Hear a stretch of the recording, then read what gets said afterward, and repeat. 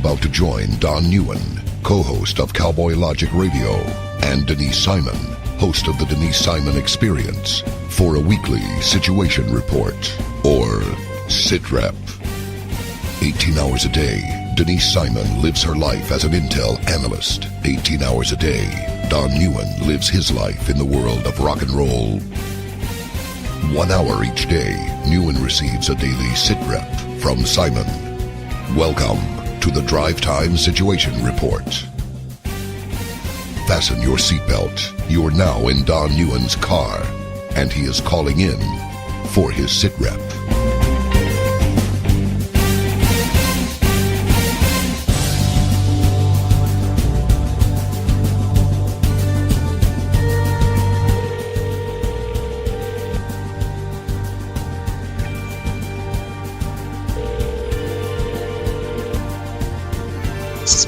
Smello. Happy Thanksgiving, Denise Simon. It's me, Don Neuen. Back at you.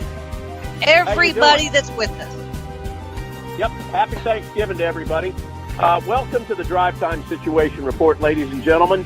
The radio show unlike any other you will ever listen to. Why, you ask? Well, outside of the fact that you've got Don Neuen and Denise Simon together on a radio show, it's a little bit different in how we do it. I'm actually in my car driving home from work tonight. Denise is down in her bunker in Tampa, the Tampa Clearwater area. And we're bringing you along for something that I experience every night of the week, and that is a drive home from work and a situation report from Denise Simon. So at any rate, Denise, I guess we ought to tell the people that this is kind of a special episode of the Drive Time Sit Rep because we're recording it on Wednesday night because I'm not going to be driving home on Thursday because it's Thanksgiving. So just because the name of the show is Drive Time Sit Rep, we can't do the show.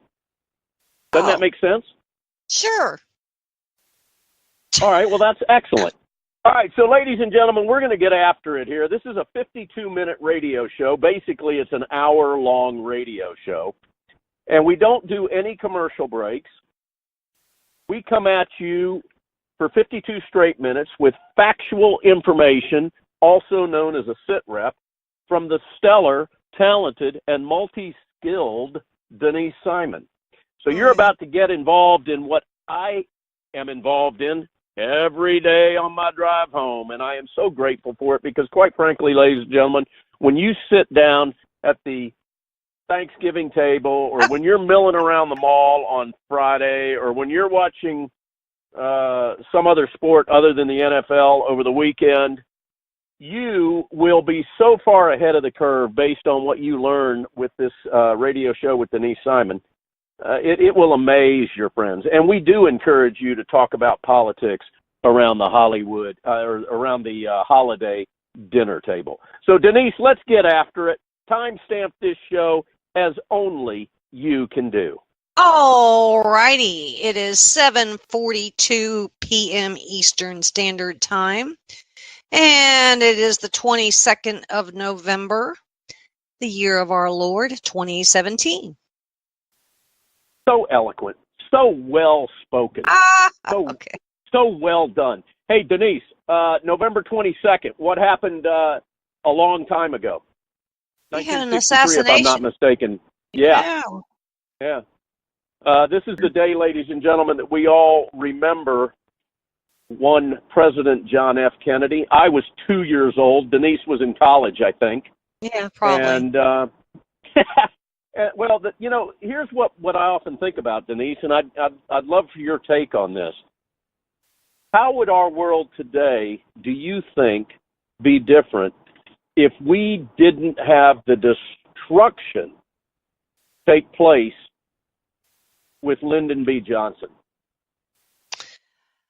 I don't know that I've given that any kind of thought, to be honest with you, but I can tell you that they keep saying you're not supposed to talk about politics when it comes to, holiday dinners and sitting at the dining room table with family and whatnot, because things often go sideways. So if you're not going to talk about it, then what you can necessarily talk about is what was going on in the country in 1963. And that was the assassination, because I would argue that most of the generation that'll be sharing the dinner table with the turkey and pecan pie and all that other kind of stuff is going to be young enough that they probably have no concept of really what occurred during this assassination and, what happened directly afterwards and so forth, with the Warren Commission reports and the documentaries and the questionable thises and the that. So if you don't want to talk about politics, then talk about that and the assassination and all of the moving piece parts, especially since we did have some of the documents declassified about 2-3 weeks ago. Yeah, sadly, we didn't have all of them declassified, and a lot of them are still redacted. It's amazing and ironic that I would say at some dinner table on Thanksgiving Day in the United States of America, there is some schmuck millennial that's sitting there wearing a Che Guevara T-shirt. Could be. Isn't that just, they're not old enough to have been alive when John F. Kennedy was assassinated. They probably don't have any idea of the impact that the social engineer Lyndon B. Johnson had and how destructive he was to the many great black families that live in America. But they'll sit at a Thanksgiving dinner table with a Che Guevara T-shirt on. Yep. Mind-numbing, is it not, Denise? Yeah, some things are rather just pathetic. And if you begin to describe who Che Guevara really was, they won't necessarily believe you because, one, they weren't taught that in some, Marxist textbook. We don't know what they were necessarily taught. But you're going to have to argue with some teacher who is going to have more allegiance and more believability from your millennial than the parent or anybody else sitting around the table. Which was, if I'm not mistaken, spoken by members of the Democrat Party during the Obama administration. That's by design. Yeah, it's all kind of pathetic, isn't it? It's really, really sad. Let's move away from that, and you want to talk about Kennedy at all, or do you want to move past that and get into what's going on today specifically? Well, all I can say is when it comes to Kennedy is that the documents that came out that were declassified, if anybody's actually been through them or not, too hard to know. But I would say there are not, for anybody who was paying attention and was somewhat of a student of that whole event, there weren't any significant new items that came out, except a very peculiar phone call that was made to a newspaper, a media outlet in Britain. And a lot of people weren't aware of Lee Harvey Oswald and his collaboration with the Russians at the Russian embassy in Mexico City. So, for the listeners, they may want to, certainly take a minute or two and go look at some of the articles that did point out some highlights of these documents, so it necessarily augments current information and whatever was in the Warren Commission report.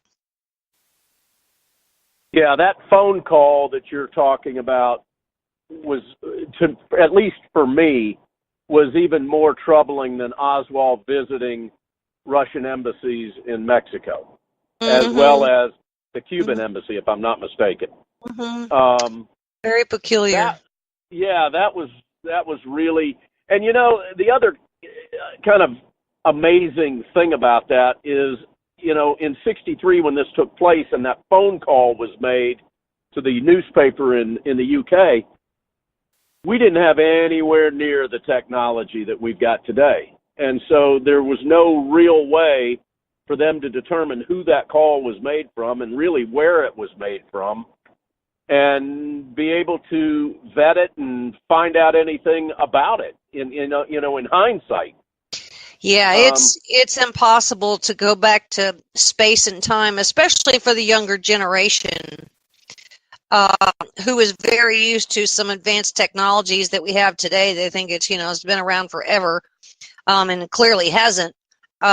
And what we have today, we probably would have known, if we had it back then, we would have known a whole lot more.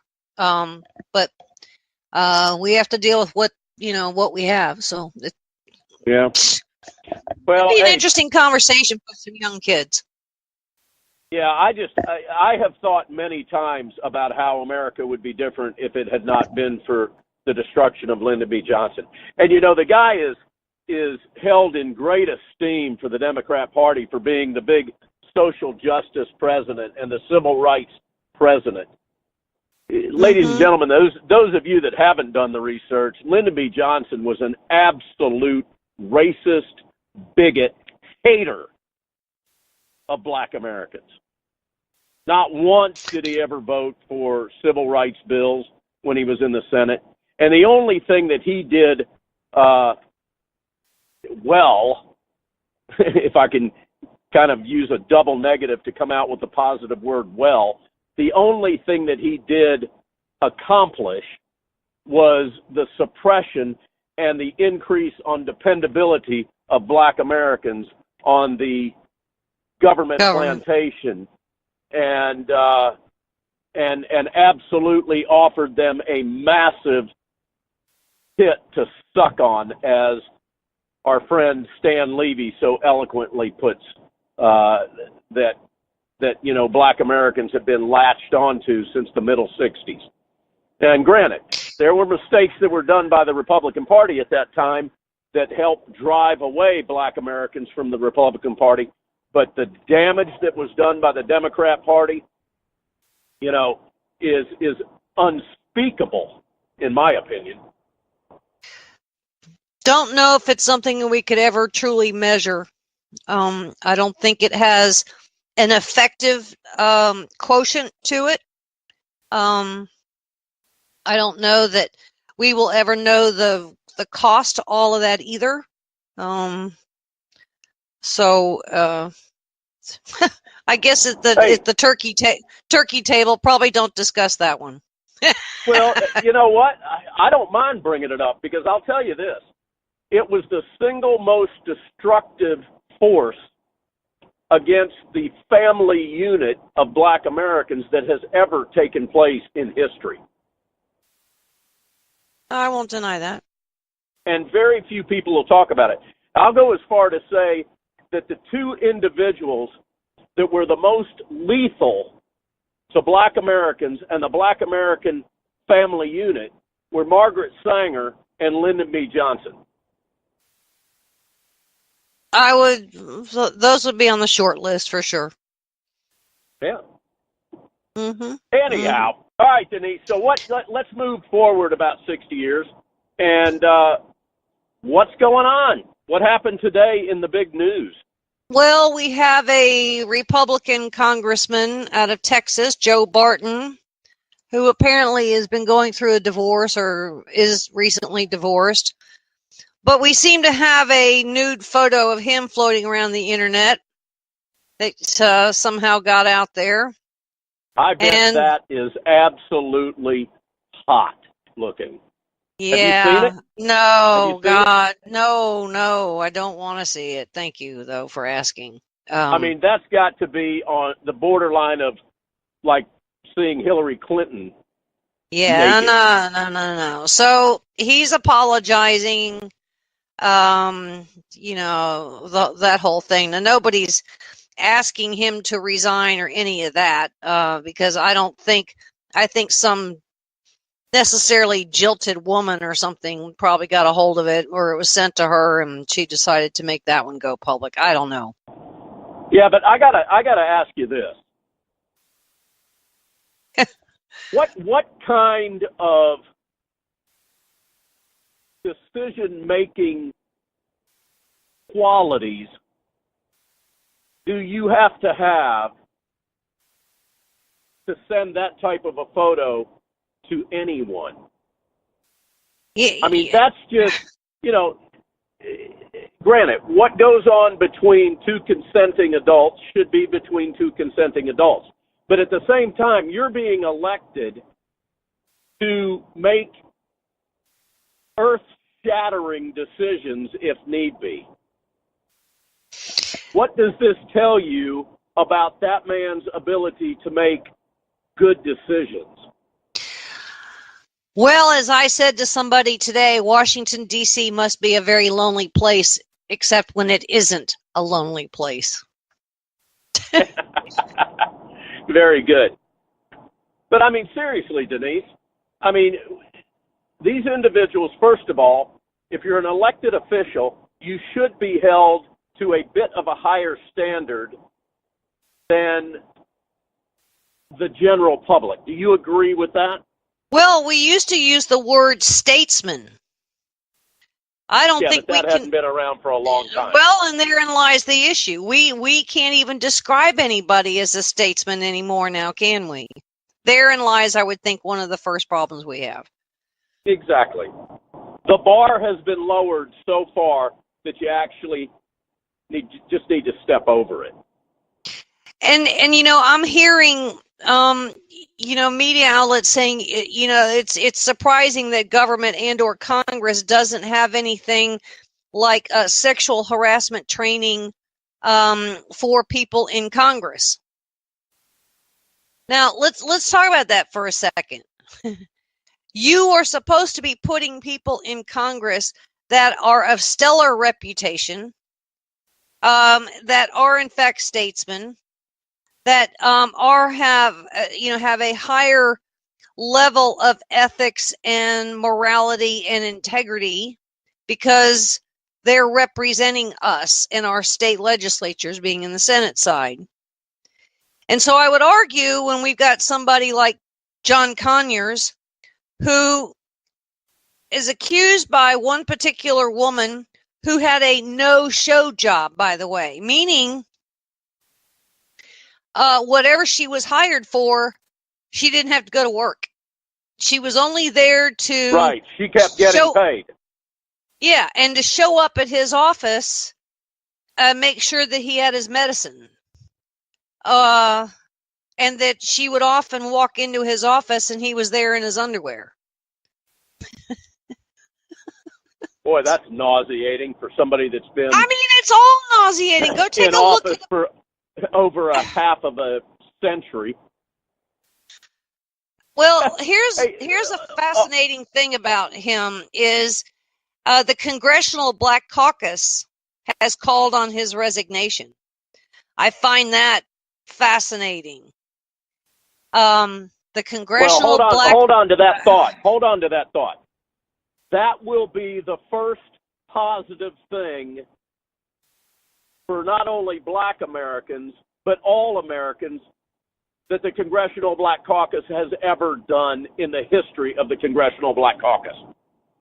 I would like to go on record stating that. I don't dispute that one. Man, I'm batting 1,000 so far.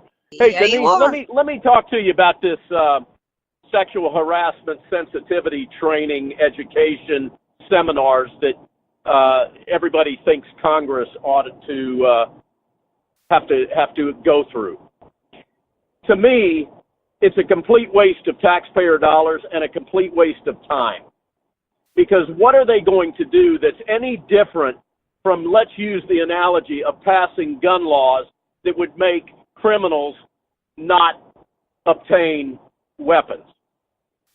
I mean, what do? They go in and they go, okay, here's the deal, ladies and gentlemen. It's not cool to grope a staff member. you should, if you're in your office, we need for you to please keep your pants on. Please keep your private parts out of any type of a payroll situation. How about not using any of the tax dollars, taxpayers' money, to pay off anybody that might accuse you of doing a nefarious sexual abuse activity? How is that going to benefit anybody at all? It's not. Well, I'm of the notion that if we have to train these people, then They don't need to be elected. exactly. Okay. And I would say that they additionally need to pay for it out of their own pocket. You talking about the sensitivity training? Yeah. Well, all that means for a politician is that he's going to pay for it out of whatever coffers he has, and it's going to come from some lobbyist's bankroll. These guys don't pay for anything out of their own pocket. I understand that. I understand that. From the minute they're elected, they don't pay for another thing, in my opinion. I absolutely understand that.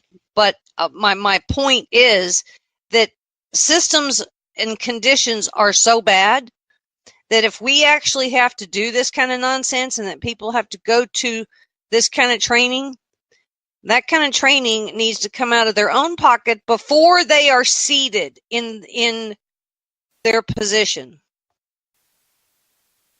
Yeah, but here's the thing. What good is that going to do?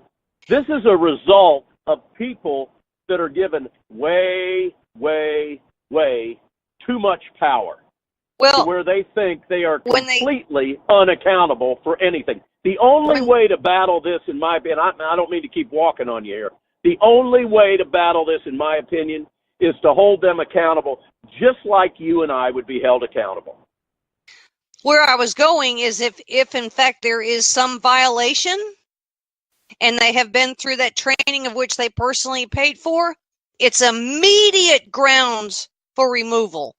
Not suspension, not ethics committee investigations, none of that. It's immediate grounds. You see what I'm saying? Go, you're out, Yeah. done. Yeah. And the guy that was battling them from the other party for that particular seat gets it. So if you screw up, you damage your own party. How's that? There you go. You like that idea? You like that caveat? Well, I mean, it sounds kind of cool, but I mean, you end up putting somebody there that was unelected. I get you. There has to be serious consequences. You know, I remember in the early 80s when I worked for a company called Merry-Go-Round. You know, that was a very progressive company. We were cutting edge at what we were doing in retail clothing. But man, there was a very, very serious rule that was in place, and I can't say it over the air like it was said when I worked there, but the bottom line is this: you didn't engage in any activities at all with anybody that you worked with. Period, end of story, or you were terminated. The difference is this isn't a retail clothing chain. These are lawmakers. And somehow the penalty has to be greater than you're out of here. They need to be stripped from all benefits. They need to be paying back massive fines for anything they used of the public dole while they were in office committing these acts. We need to ruin these individuals, ruin them for the rest of their lives if they end up doing something like that. I agree. And it isn't just about the sexual harassment thing either. I mean, for what Senator Menendez did, he ought to be ruined for life. We ought to be in prison. Mm-hmm. Mm-hmm. the big problem is there's zero accountability. You and I have been whining about this for the better part of 5 years, back and forth in nightly phone calls. We have been, who's the one person that you and I want held accountable, and I'll give you the clue here, ladies and gentlemen, for her actions. We want Hillary Clinton held accountable. Yeah. And your response to that is constantly, ain't going to happen. Ain't going to happen. Yep. I know it is. Sickening. I know. All right, so we got this porker from Texas that's showing his gonads to some gal that he's dating in between his divorce or during his divorce or after his divorce. I guess I should at least try to be accurate with my comments. Again, I go back to the fact that, what kind of numbnut makes decisions like that? Not somebody that I would want to vote for. And ladies and gentlemen, this is a Republican, right, Denise? Yep. See, Denise and I don't care whether you got a D, an I, or an R after your name, or in the case of Bernie Sanders and some of these other kooks, a socialist S or a Marxist M. We don't care. We just want you held accountable. Oh, well, they're politicians. I'm sick of this, Denise. Well, yeah. I mean, it's a disgusting situation, and we found it in Hollywood. We have it going through the halls of government, and I would also say state government as well. And now we have it in media. And I think a couple of SITREPs ago, we talked about Harvey Weinstein and how he had hired this army of spies, to go after his, and he hired a company called Black Cube, which are former Mossad fellers that have created a business, and Harvey hires him. But he also hires a handful of lawyers, and one of the lawyers that he hired was David Boies, Boies. And, this guy's a heavy hitter. He's a real heavy hitter. I mean, he's done things like represented the government on the antitrust against Microsoft. Well, he represented Al Gore. Exactly. But Donna interviewed him. Little Mr. Charlie Rose just hired him. These people need to be stripped of what they can use for assets to do stuff like this. It's just, it isn't going to end until we start hitting them so hard that they can't bounce back. Well, I mean, this is our job. We shouldn't be leaving it to the Washington Post or to the New York Times. This is our job to do. And but here's the thing, Denise. $15.2 million of our money was used to hide this from us. Yeah. How do you battle something that you don't know about? Well, you can start looking at things if you take on a person that you think is, Maxine Waters, go back and look at her history. Her long history. It's appalling. So why are we not calling for her to be removed? You see what I'm saying? I mean, we would be busy, but we need an army of people. These people are civil servants. They represent us. They work for us. But as soon as they get inside that beltway, they've long since forgotten all of that. You think? And we cannot be intimidated by these people. And we are.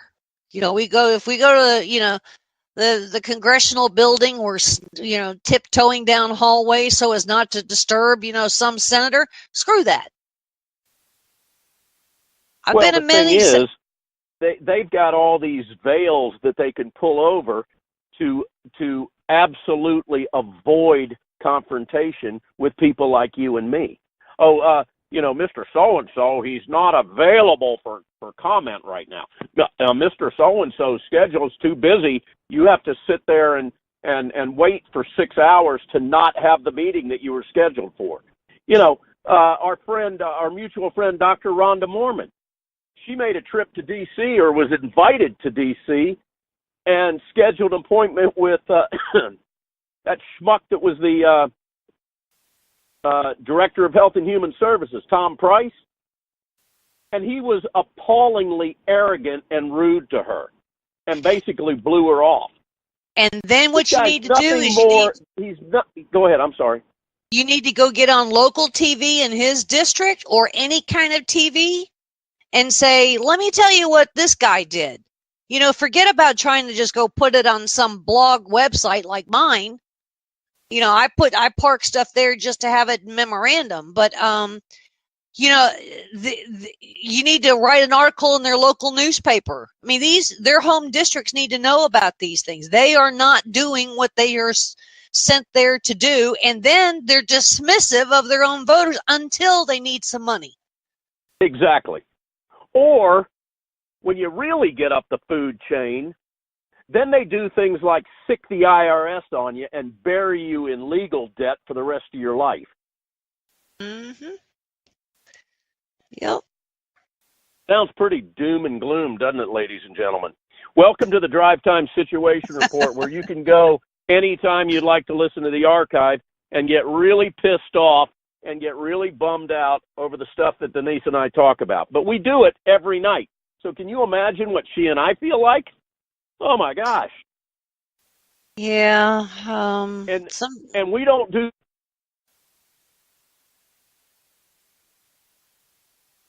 Well, you may have a glass of wine. I don't drink. I got to tolerate this stuff without the crutch of alcohol or drugs or anything like that. That says a lot for my character, Denise Simon. Yeah, if I do say so myself. Trying to do all this sober is the challenge of a lifetime. Yeah. Well, all right. So, ladies and gentlemen, welcome to the Drive Time Situation Report. You've got Denise Simon on one end of this conversation. My name's Don Neuen. By the time you're listening to this show, we wanted to either wish you a happy Thanksgiving or we hope that you had a happy Thanksgiving. Denise, what else is going on? Give me something other than these scandals and this crap that's going on. I want to talk about this little Korean defector. This is quite the story. Guy that was shot? Yes. And if anybody out there gets a chance, trot on over to a couple of websites. They actually have the video of where he was driving his Jeep going across the bridge of what they call no return, and how that whole thing came down to the point where he was shot. You can see that he was shot 5 times. Some with shotgun handguns. The other was with some long guns. I think one was listed as an AK, but I don't know. And that the fact that a couple of North Koreans actually went over the line of demarcation, which is in violation of the armistice, and then he ran back. And this little North Korean defector, he made his way to, across the border, and he collapsed right against a wall in a whole, bed of leaves, just absolutely collapsed. And you have a couple of South Koreans, security, it looks like, that are literally crawling on their bellies because they don't know what this guy is all about. They think they do because this whole thing was filmed by closed circuit TV, by the way, which automatically switched to night vision as well. But so that tells you that we know the South Koreans know everything that's going on there, because they traced his vehicle from, I don't know, the whole thing probably took 5 or 6 minutes, but they traced his vehicle coming down this 2-lane road across the bridge of no return all the way. But they crawled on their bellies. They rescued this guy. He was actually later picked up by a U.S. military helicopter and taken to the hospital. It is quite remarkable because the doctors that were working on him weren't sure they could save his life. They were able to do that, but what was so bad was the infections, because this guy's body was absolutely riddled riddled with these things, these worms, these nasty things, and some of them were 10 inches long. 10 inches. And where did he pick that up? Well, they're saying that it was probably a case of bad nutrition. I'm not so sure. I would think it could be living in some kind of, just nastiness. So these worm things would come out of his injuries and in fact, this surgeon said, I have seen things like roundworm and hookworm, but some of these he's never seen before, ever, to the point where he couldn't identify them. But the guy is awake. He is watching American movies. He wanted a South Korean flag in his room. He wanted to hear real music. He was just, it's a remarkable story into itself. Now, what's the status of the worms? Ladies and gentlemen, I don't know about you, but I almost puked on my dashboard with her telling me this. Well, there's several of them, so we don't know what the full status is. It came to my attention last week, and I just kind of watched this thing, but all of a sudden, 2 or 3 days later, all kinds of media outlets were reporting it. So I think that's going to be part and parcel of a further investigation, not only into why he defected, and two, the fact that the North Koreans crossed over the line of demarcation, which they cannot do, and fired weapons only directional into South Korea, which is yet another violation. But I would say that when they will do the whole medical workup on this, that they will probably go back to the United Nations, because the United Nations actually provided this short circuit or film. Did I say short circuit? I don't know. That's not what I mean. Anyway, closed circuit. Thank you. It didn't sound right when it came out of my mouth. Anyway, they will probably go back after North Korea for human rights violations, because nobody should have to live under those kinds of conditions. And I would argue if he had stayed there, he'd have died anyway. Out of something just eating his entire insides. Here's the thing that all of our little millennial Marxists and communists and mental midgets that advocate that type of a society need to check themselves with. Let me ask you this, Denise. Why is it tolerated on the planet to where somebody is shot 5 times trying to leave a country? Why is that still tolerated? Well, nobody wants to take on North Korea. He's sitting on a switch. Everybody's in fear of North Korea. This guy was the people that fear North Korea the most are North Koreans. Yeah, I would say. Can you imagine, ladies and gentlemen, living in a country where if you cross a bridge that's called a bridge to nowhere, what's it called, Denise? The bridge of no return. No return. That you're going to be shot by your fellow countrymen to the point where you're riddled with bullets.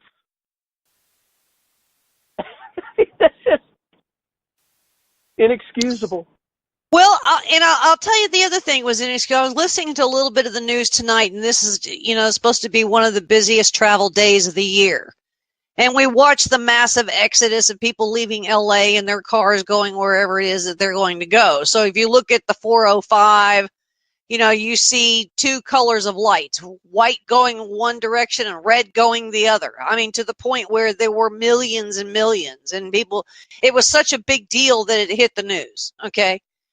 And then you start looking at airports, and these airports are saying, oh, well, you got to be there 4 hours before your flight. And at this airport and this and this and this, they've got the dogs, they've got armed guards, they got armed this, they got security that. And I'm thinking to myself, how in the world did we get here?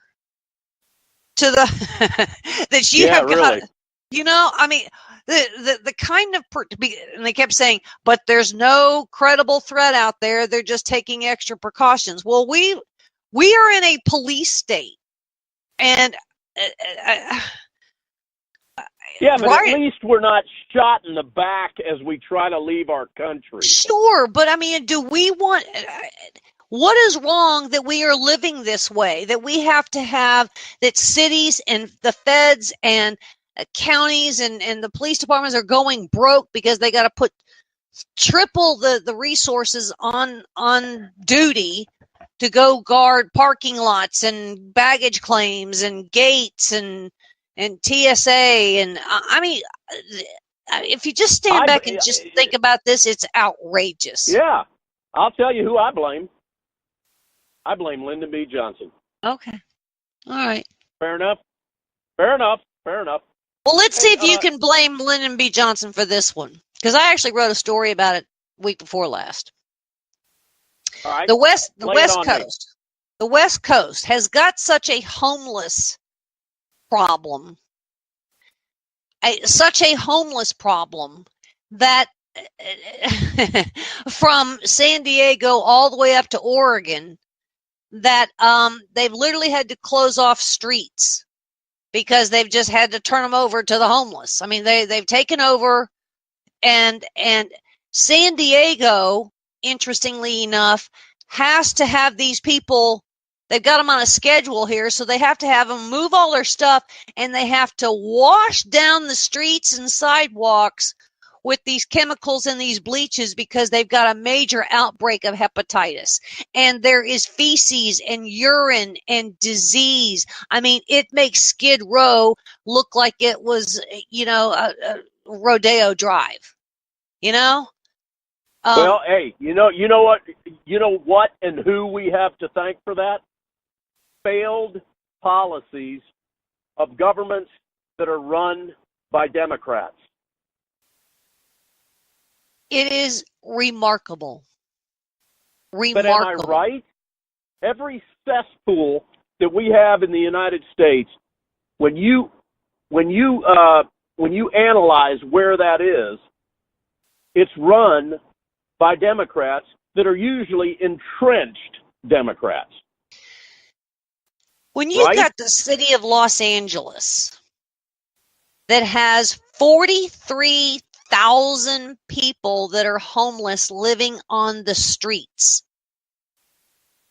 and they have a whopping total of 800 urinals for 43,000 people. Somebody's peeing and pooping on the street. Uh-huh. Now, here's the other thing. The state of California voted, get this, they voted to fund homeless programs with a $1.2 billion bond to build housing for the homeless. Where did the majority of that money go, Denise? Good question. I mean, I don't even know how you can measure it, because I'm not sure that you could actually, get the documents that would cough all that up. Now, how many of them are illegals?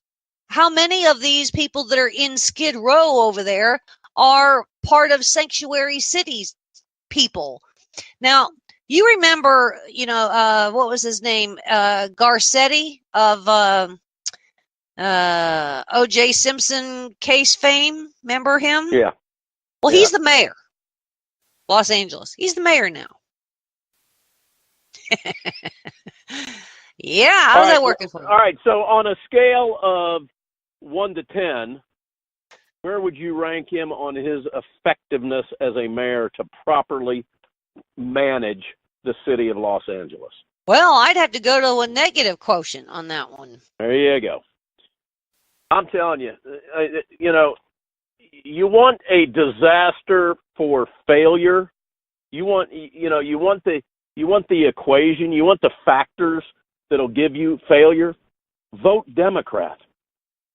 Now, I'm not saying that the Republicans are doing any any great job. They're failing miserably, many of them. But all you got to do is look at the proof. Democrat-run cities and states are failures.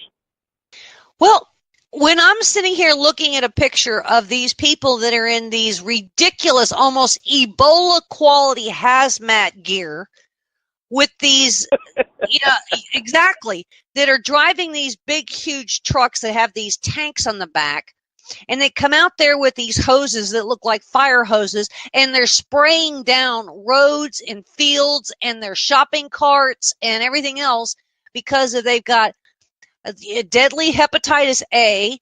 They've got God knows what other diseases. We just only hear about hepatitis A. I would say that we have a civic crisis here, a national security crisis. What's to prevent any of these people from leaving LA in one form or another, or Los Angeles, or San Diego, or Venice, or Portland, Oregon, or Seattle, and traveling some other state, city, county, and bringing the disease with them? Absolutely nothing. Exactly. And where are all the liberal pukes about these chemicals? They whine and complain about the environment. Who knows what we're spraying on these streets to clean up feces and everything else that's who's picking it up? Disgusting. Yeah, where are you spraying it into? But here's the other fascinating thing: when you have refugees have these camps and these locations where these refugees are. They have to meet a certain standard. So these refugees, really? Yeah. Okay. Yeah, sounds like it. So we got USAID. We're sending billions and billions to Lebanon and Iraq and Turkey and Jordan for all of these quote unquote Syrian refugees. So they are living in squalor. They're not meeting the standards, but we've got this homeless problem over here on the West Coast that I would say is actually worse than these refugees. So we're bringing them in. Some of them end up on, in Skid Row over here in worse conditions than what they left over there in Syria. I mean, we're in the year of of our Lord 2017, and this is where we are today. Pretty disgusting. Yeah. I'm serious. I thought I was going to puke earlier when you were talking about that stuff. Parasites and worms. Parasites and worms, hepatitis A. Thanks, Nisi. Well, and then we clearly learned the vulnerabilities that we had when we had the whole Ebola crisis. Remember that one? Yeah. We've only got a couple of minutes, and I want to jump back to the politicians that are running amok like it's some kind of a frat house and it's toga night. I'm sure this stuff was going on long before you and I were born, and quite frankly, back into the 1700s and the 1800s. I don't doubt it for a minute. Maybe on a different scale, but it was going on. But I'll tell you something that nobody really sits around and talks about, and that is one of the kings of it, and we're celebrating his brother today, and that's Ted Kennedy. Okay? This guy is idolized by guys like John McCain and by presidents and by fellow congressmen and senators. This guy was a dirtbag. Ted Kennedy was a dirtbag. Most of the Kennedys were. And he should have been convicted of manslaughter, involuntary manslaughter at the least, but manslaughter. But you know what? He wasn't held accountable. He tapped into that Kennedy name, and he ended up getting off.